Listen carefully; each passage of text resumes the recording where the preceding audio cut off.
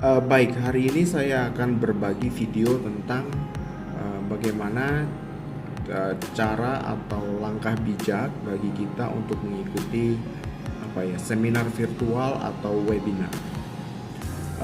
Pada masa sejak darurat COVID pertengahan Maret bulan lalu hingga saat ini di beberapa daerah yang masih menerapkan pembatasan sosial berskala besar, dan juga mungkin dalam konteks yang lebih spesifik di dunia akademik sekarang hampir mode pembelajaran atau mode interaksi itu sudah dirubah 100% ya ke dalam bentuk online, dan ini melahirkan bentuk interaksi baru yang kita sebut sebagai webinar atau web based seminar, atau juga mungkin menggunakan platform yang lain seperti misalnya live di sosial media yang memungkinkan 2 atau 3 orang yang berbicara menjadi narasumber, dan juga berbagai macam bentuk venue virtual yang lainnya. Baik, pertama yang perlu kita pertimbangkan adalah tujuan, objectives. Apa tujuannya kita mengikuti webinar tersebut?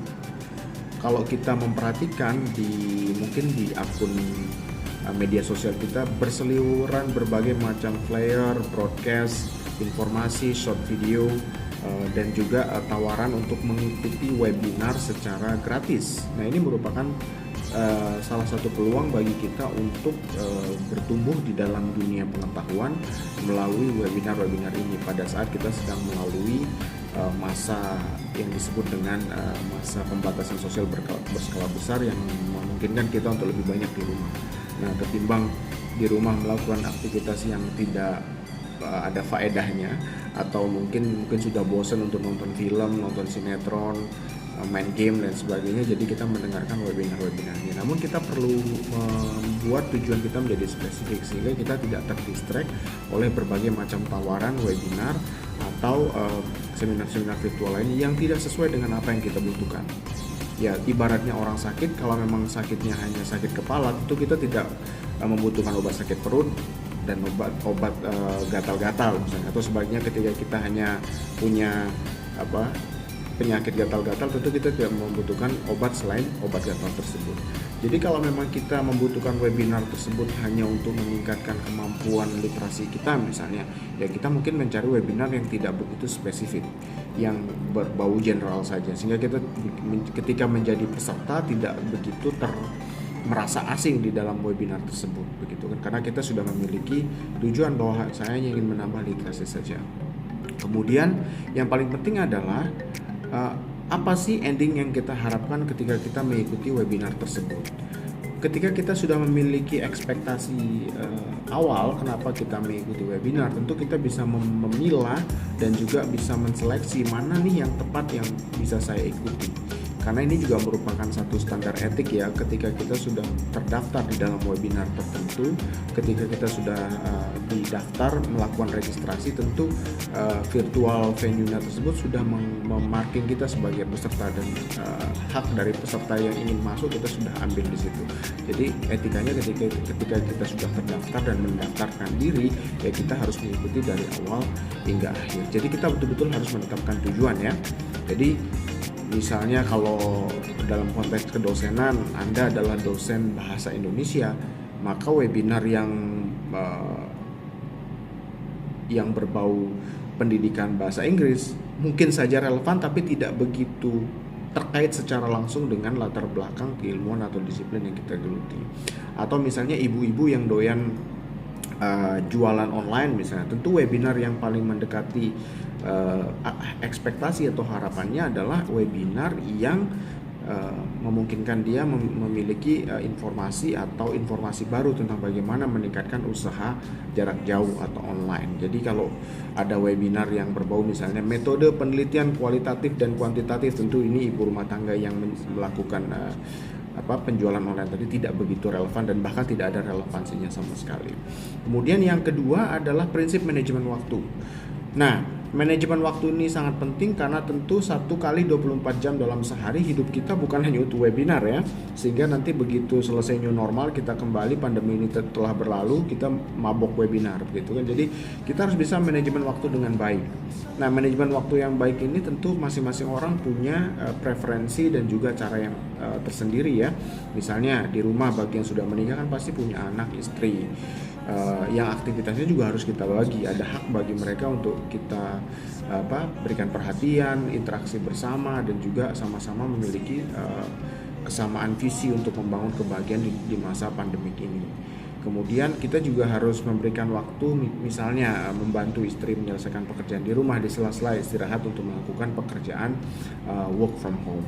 Kemudian bagi yang bekerja juga tentunya di masa pandemi ini tentunya tidak libur ya, karena secara nasional tidak ada libur. Yang ada yaitu bekerja dari rumah, melakukan pekerjaan dari rumah. Jadi webinar juga perlu kita arrange, kita manage sebaik mungkin agar tidak mengganggu pekerjaan utama kita di mana kita bekerja. Misalnya seseorang bekerja di bank yang mewajibkan dia menjadi call center di rumah, ya maka dia harus melihat kapan waktunya dia break, kapan waktunya dia shifting dengan pegawai yang lain dan lain sebagainya. Jadi manajemen waktu ini sangat luas sifatnya, tapi kita harus bisa melihat supaya terdaftaran kita di webinar tersebut dengan aktivitas kita yang utama dan juga di rumah sebagai entitas sosial dan entitas keluarga juga tidak terganggu. Kemudian yang ketiga yaitu, ini yang paling penting menurut saya adalah ketika kita mengikuti webinar, ketika dia sudah relevan, kita sudah mendapatkan topik yang bagus, pembicara yang kita harapkan juga ekspektasinya bagus. Namun perlu kita ingat, tidak semua kemampuan manusia itu didesain untuk mengabsorb semua informasi secara utuh dan total dari A sampai Z. Mungkin dari durasi webinar yang 2 jam hanya setengah jam atau bahkan 15 menit atau 1 menit saja pengetahuan yang mampu masuk menjadi ranah kognisi kita atau memori jangka panjang kita, sehingga kita memerlukan yang disebut dengan strategic knowledge. Nah, strategic knowledge ini adalah bagian di mana kita mampu untuk menempatkan pengetahuan yang kita dapatkan menjadi sebuah produksi keahlian, keterampilan, dan juga cara kita memandang dan melihat bahkan melakukan aktivitas, sehingga ada buahnya dari webinar yang tadi kita sudah ikuti. Nah, strategic knowledge ini berdasarkan dari kemampuan si pendengar atau audiens pasca mengikuti webinar ini untuk menjahitkan apa yang dia dengar, apa yang dia amati, apa yang dia cerap selama webinar menjadi sebuah pengetahuan yang strategis terhadap dirinya sebagai makhluk sosial, sebagai diri sendiri, dan juga sebagai makhluk yang terintegrasi dengan lingkungan dan juga alam sekitar. Jadi strategic knowledge ini sangat penting menjadi dasar untuk membuat materi atau output dari webinar tersebut bermanfaat bagi diri kita. Kemudian yang keempat adalah follow up terhadap apa yang kita ikuti. Nah, ini banyak kasus ya, mungkin juga pengalaman saya begitu kan, mengikuti banyak sekali webinar yang saya sudah lihat relevansinya bagus gitu kan, tetapi begitu kita memulai mengimplementasikan apa yang kita dengar, kita mengalami kesulitan. Nah, oleh karena itu diperlukan energi ulang lagi, tambahan energi lagi agar kita bisa memfollow up atau menindaklanjuti apa yang kita sudah dengar, apa yang kita sudah amati, apa yang telah menjadi pengetahuan kita setelah mengikuti webinar. Jangan sampai webinar ini hanya sebagai serial yang berlalu saja tanpa adanya bekas, tanpa adanya objektif yang kita harapkan yang kita bisa amati atau kita bisa rasakan. Misalnya di dalam lingkungan kedosenan misalnya, sudah banyak mengikuti webinar yang berbau bagaimana cara menulis artikel ilmiah, bagaimana cara mengikuti seminar internasional, bagaimana caranya melakukan pengutipan, bagaimana caranya kita menulis dan mengatur referensi. Namun si dosen atau peserta dari webinar ini tidak pernah mencoba untuk menulis artikel ilmiah. Nah, bagaimana kemudian apa yang sudah dia dengar itu bisa terlihat atau terasakan dalam dirinya kalau tidak pernah melakukan? Jadi yang paling penting adalah follow up atau melakukan apa yang siokianya dilakukan ketika setelah mengikuti webinar. Apalagi webinar tersebut berbau-bau abstrak, misalnya peningkatan emosional, peningkatan kemampuan spiritual, menjadi bijak, menjadi baik, itu kan hal-hal yang abstrak. Nah, hal-hal yang abstrak yang kita dengar selama webinar tentu akan sangat bermanfaat apabila kita jump into a practice, melakukannya nyata, mencoba untuk mempraktekkan apa yang telah kita dapatkan ke dalam konteks diri kita, ke dalam konteks lingkungan kita, dan bagi diri kita sendiri. Kemudian pesan saya yang terakhir adalah ketika kita mengikuti webinar, jangan seperti pengepul sertifikat. Karena banyak orang orientasinya mengikuti sharing, mengikuti webinar, talks, virtual di berbagai macam tempat, namun orientasinya bukan terhadap input pengetahuan, bukan terhadap uptake informasi, bukan terhadap mengupgrade potensi yang ada atau memahami sesuatu secara utuh, tapi mengumpulkan sertifikat. Nah, yang seperti ini tentunya kita harus mulai hilangkan. Meskipun si host atau si penyedia ini menyediakan e-sertifikat atau sertifikat yang dikirim berupa fisik, itu mungkin hanya implikasinya saja. Itu hanya bukti bahwa kita hadir di dalam webinar tersebut. Namun bukti yang empiris saat kita memiliki pengetahuan adalah ketika kita mampu untuk mengaktualisasikan apa yang kita sudah dengar menjadi sebuah pengetahuan. Jadi jangan menjadi tukang kumpul sertifikat, namun pengetahuannya tidak pernah kumpul, informasi dan kebijaksanaan tidak pernah kumpul.